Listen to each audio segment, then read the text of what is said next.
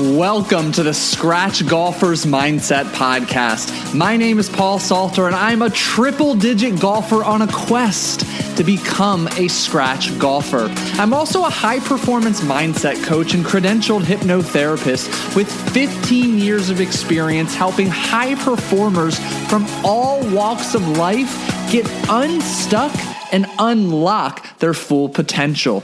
Join me each week as I not only detail my journey, but make mastering the mental game of golf simple, tangible, and relatable so that you can overcome the mental hazards keeping you stuck in the proverbial bunker of poor performance.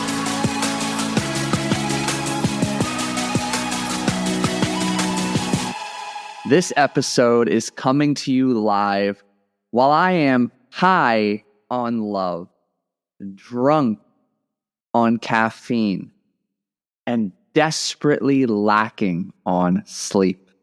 Yes, our little guy, as of recording this episode, is 8 days old. We are madly in love with him. Becoming a father has been absolutely wonderful, indescribable in so many ways. And if you happen to be a parent, you know what it is I am attempting to convey. It's been a magical, chaotic, adventurous 8 days since he entered the world. And I am just beyond grateful for this opportunity to be a father. It has helped me already level up and grow beyond any description or combination of words I could use to articulate that. But without further ado, we're here, another episode of the pod. Welcome back to an episode of the Scratch Golfer's Mindset Podcast. I'm your host, Paul Salter, the golf hypnotherapist. And, you know, I already know because in my downtime between changing diapers, making sure Jessica's needs are met, holding the little guy, and trying to squeeze in some movement and sleep,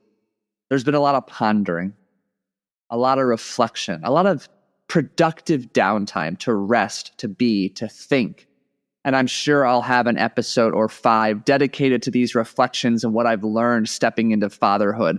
But where I want to focus the direction of today's episode is on the following statement, is on the following truth, the following fact of life, which is the results you are looking for reside in the work you are avoiding. Again, the truth, the fact is this: the results you are looking for reside in the work you are avoiding.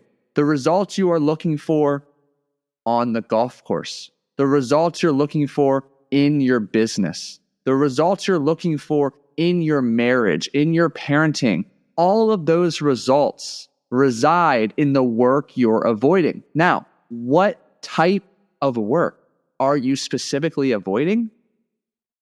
The uncomfortable work, the hard, challenging actions that propel you outside of your comfort zone, where it's unknown, uncertain, sometimes feels like beyond your control and is scary as hell. But that is where you will achieve the results you desire, the results you speak about, dream about, lose sleep about.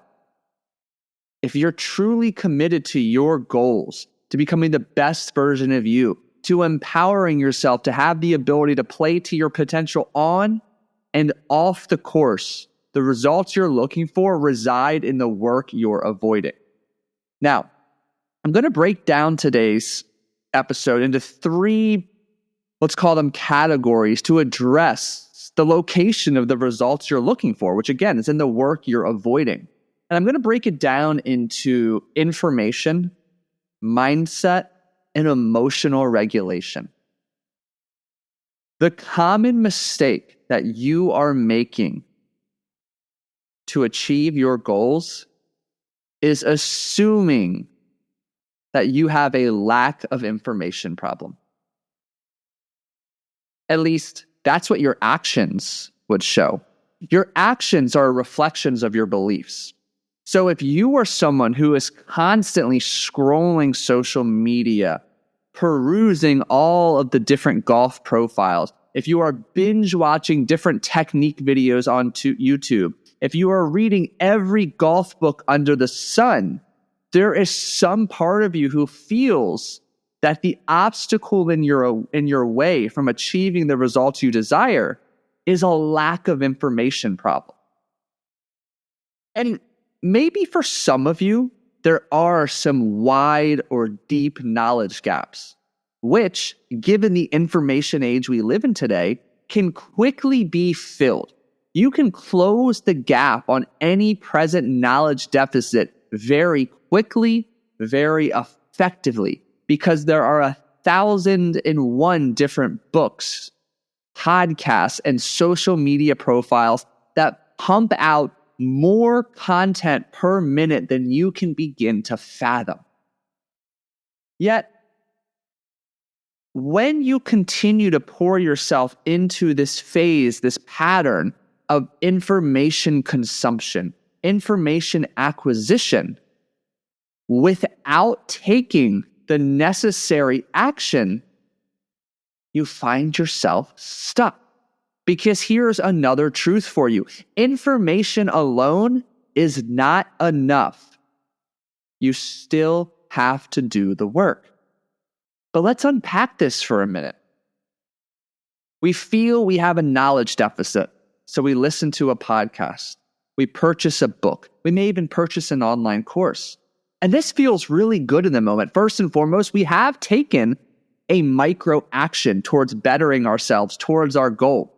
And the instant we learn something new or we glean a new perspective, we get a little drip of dopamine. So we get these subtle hits of dopamine for these micro actions in the direction of our goal. But the truth is, these are microscopic actions that consistently continue to drain your energy. And although they're micro actions, the hit of dopamine you receive becomes incredibly energy draining. So what happens is you feel good reading the book. You feel good reading or listening to the podcast, maybe even taking notes. Yet by the time you're done, and let's be frank, that's if, and a big if, you finish the podcast, you finish the book, your energy stores have been completely depleted, that there's no energy left over to take the action, to apply what you've learned, to integrate these new thought patterns and ways of thinking, speaking, believing, and feeling. So you never experience any change. So you then begin developing the belief, okay, I didn't quite get what I needed in this book, in this podcast. So let me go over here. I'll purchase this book and this podcast. And you can begin to see how this cycle goes on and on and on. And again, I remind you, information alone isn't enough. You still have to do the work. And in the game of golf in particular, where I see this magnified, and I'm guilty of talking about it often because I do think information is valuable, particularly depending on what chapter of your golf journey you're in. There are different facets of the game that have more relevancy, importance, and impact. You know, a beginner doesn't need the same information as a 5 handicap. There's different pieces of information he or she needs. But information acquisition, information consumption without action is a draining, defeating cycle. And one of the common mistakes I see from avid golfers is you continue to consume content on the same 5 to 10 fucking topics over and over again. You read another article on the pre-shot routine. You watch another article or video on course management strategy. You listen to a podcast on the positives of self-talk, of breath work, of acceptance, of grace, of gratitude, of neutrality. And all of these are good concepts to understand, to develop proficiency in. But they're fucking surface level. Because the truth is, you know these things. And yes, hearing them in different lights, getting different perspectives, hearing the wide array of different experts out there, share them through their unique lens and point of view, can hit you differently, can resonate, challenge your old, outdated ways of thinking. But these topics are still incredibly surface level. Because the truth is, you know them, or you can quickly fill that knowledge gap and have the information you need to be successful to ascend to the next best version of yourself. Where you get stuck is there exists a block, blocking you from consistently acting upon, executing, implementing that knowledge. That's the thing. You already know what to do to become a 5 handicap, maybe even a scratch golfer. You know what to do. You know everything there is about pre-round routine, pre-shot routine, post-shot, post-round routine, acceptance, gratitude, positive self-talk, positive thinking, a growth mindset, curiosity, patience, persistence, grit. You know all of this. But your failure to execute consistently, your failure to take action in certain environments when the pressure's on, money, status, pride, ego are on the line, all of that collectively points to you don't have a lack of information problem. So stop trying to apply lack of information solutions. You have a mindset problem. You also have an emotional regulation problem. And I'm going to take a sip of my coffee and we're going to shift our conversation into those directions. So, worth mentioning again, there's a handful of, there's like a dozen core topics in golf that get repeated over and over and over again. And as I mentioned, they're valuable and they're fucking surface level. You need to learn why you continue to sabotage yourself, why you continue to inconsistently apply or execute upon the knowledge you have. And we can trace that back to 2 core culprits: lack of emotional regulation ability and a mindset problem. And I want to talk about the emotional regulation first. Very simple, relatable example for yourself and me. Let's talk about anger or frustration, whatever name you know it by. When we feel this anger or frustration after consecutive mishits, consecutive poor holes, playing below our potential, we feel that emotion, which again, emotion is energy in motion somewhere physically in our body. For me, it's tightness in my chest. For you, it might be heaviness on your shoulders, a heat in your forehead, maybe a heat in your whole body, butterflies or angst in your stomach. And that tension, first and foremost, completely derails your swing even further, thus creating more opportunity for further frustration and anger. But what happens is emotion is a pre-programmed unconscious reaction. It just happens. That emotion permeates your self-talk, your thoughts, your belief, your actions, and your results. That's the downstream effect of your emotions. All emotions can be inherently neutral. Anger can be healthy, can be productive, can be positive, can be a growth tool, a catalyst for more work, better results. But if you don't have the capability to first identify and label your emotions, and then the prerequisite tools to diffuse or turn down the volume of your emotions, you're going to continue to navigate your rounds on the course in everyday life with some of these big, destructive, toxic emotions in the driver's seat of your decision making and your action taking.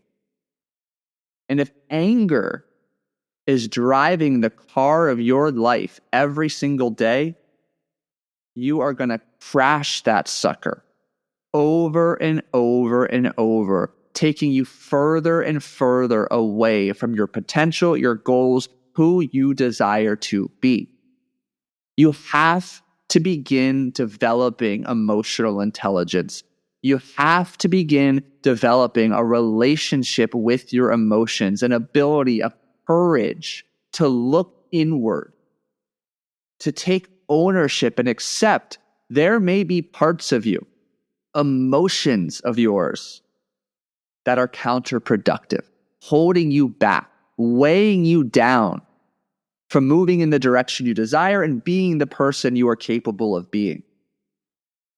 And you need to take action to begin leaning into these emotions. And this is that uncomfortable work I'm talking about. Again, the results you're looking for reside in the work you're avoiding. Let's be frank, and this is especially true for my men out there listening.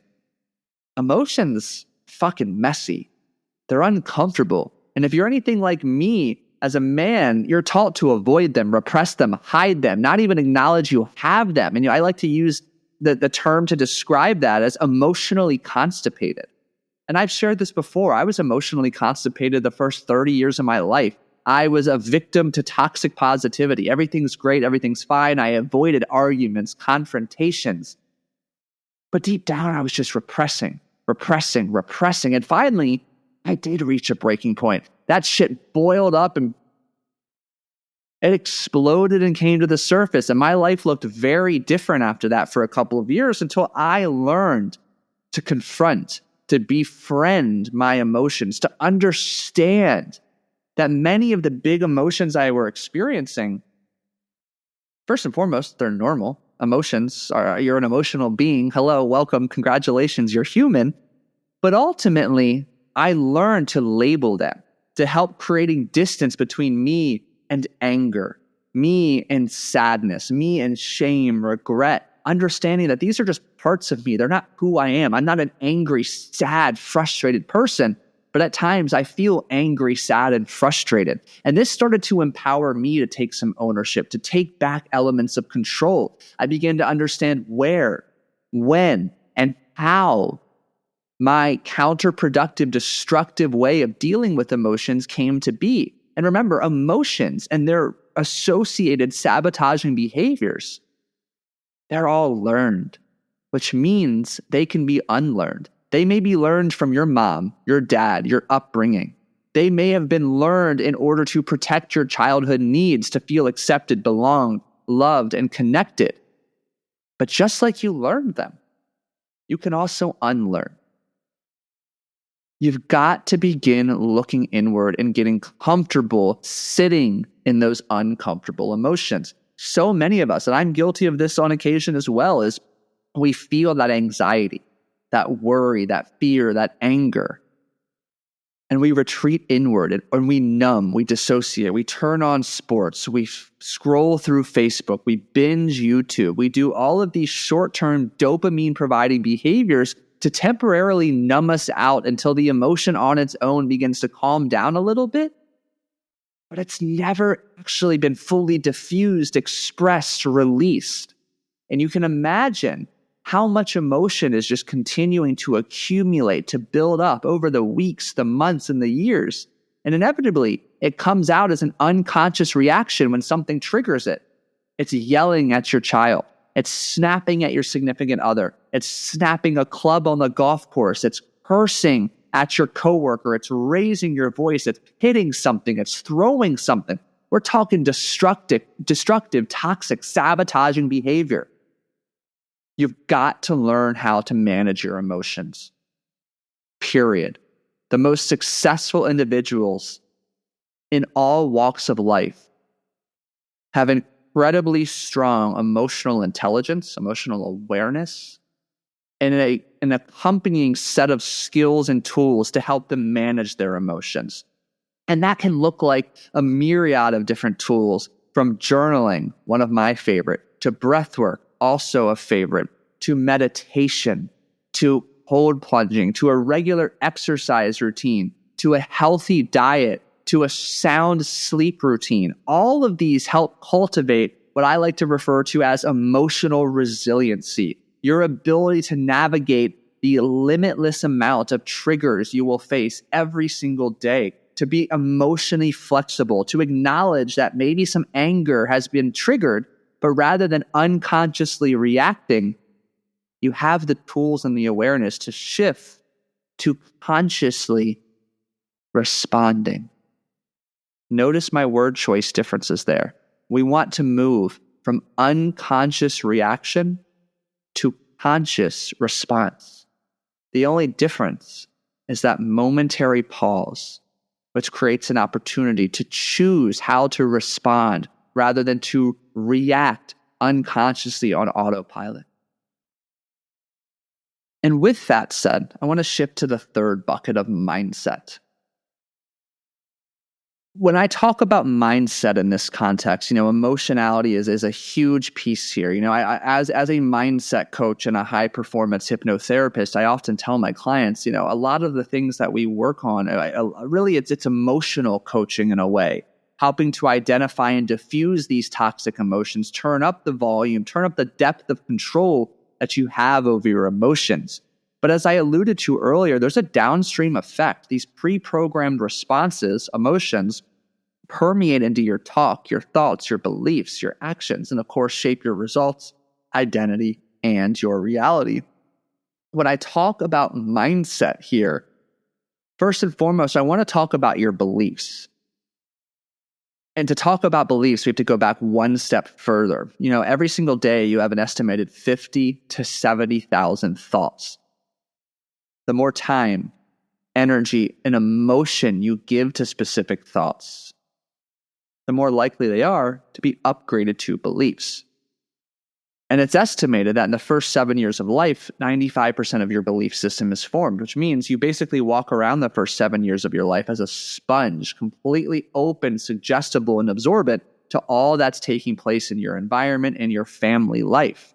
So these beliefs, one way to think about a belief too, if you're a visual person, is just a thought is above the surface. Below the surface is your subconscious. And this thought has just been hammered with awareness like a hammer into a nail, so far deep into your subconscious, it becomes a belief. And what is a belief? A belief is essentially a lens through which you see the world. It's a filter for the decisions you make and the actions you take. And all of us have different beliefs that ultimately shape our actions and who we become.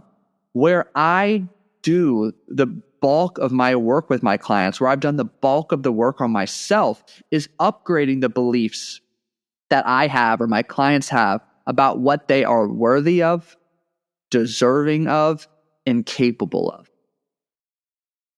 Logically, right now, it might be quite easy for you to say, I deserve all of what I desire. I am worthy of millions and millions of dollars. I'm capable of becoming a scratch golfer. I'm capable of becoming a multimillionaire.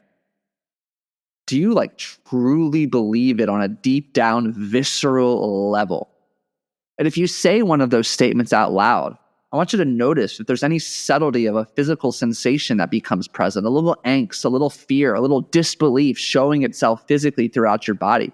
Because the truth of the matter is, if you are not following through on the actions, those surface level topics and actions that I mentioned in the beginning of this episode, there is a belief holding you back.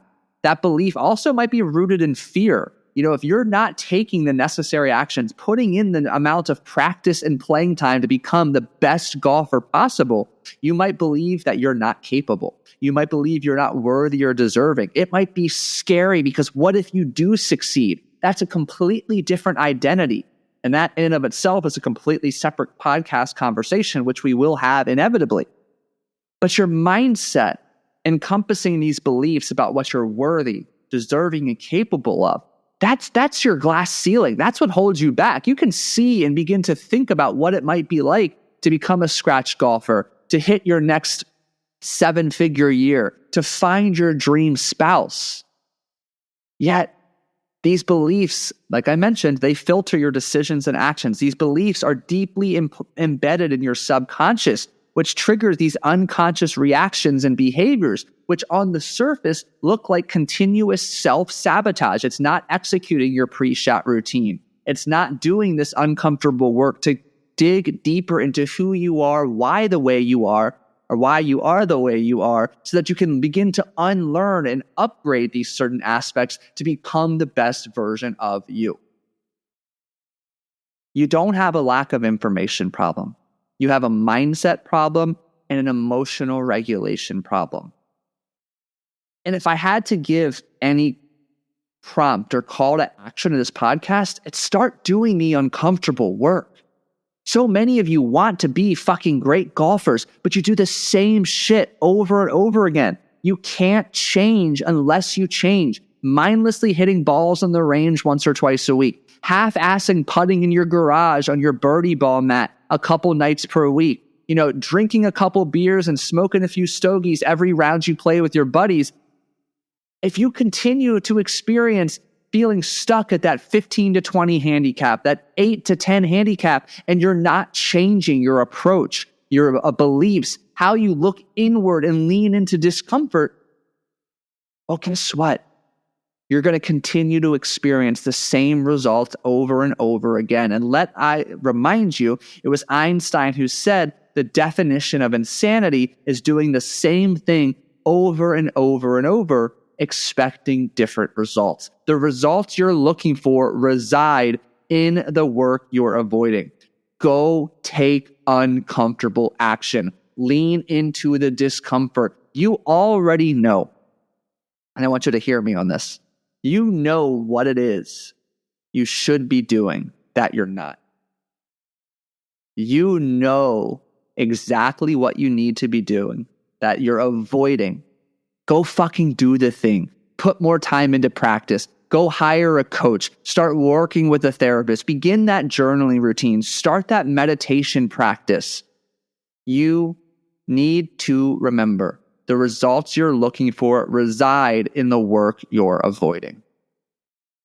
And with that said, the biggest of thank yous to you for listening to today's episode. Remember, the first ever Mental Game of Golf Summit tickets are live January 25th. It's a one-day, full, immersive, and transformational experience with the likes of Michael Leonard, Josh Nichols, Bo Watson, Shannon Shusky, Jim Waldron, Matt Stillwell, and myself, yours truly. It's going to be a hell of a day. Tickets are in the show notes below. $97 for one day of learning from the top minds in golf psychology and golf mindset. I can't wait to meet you, to see you there. Have a fantastic Thanksgiving. This episode's coming out on Thanksgiving. Have a fantastic weekend. Great weekend of play ahead of you. Hit them straight, and I'll catch you in the next episode.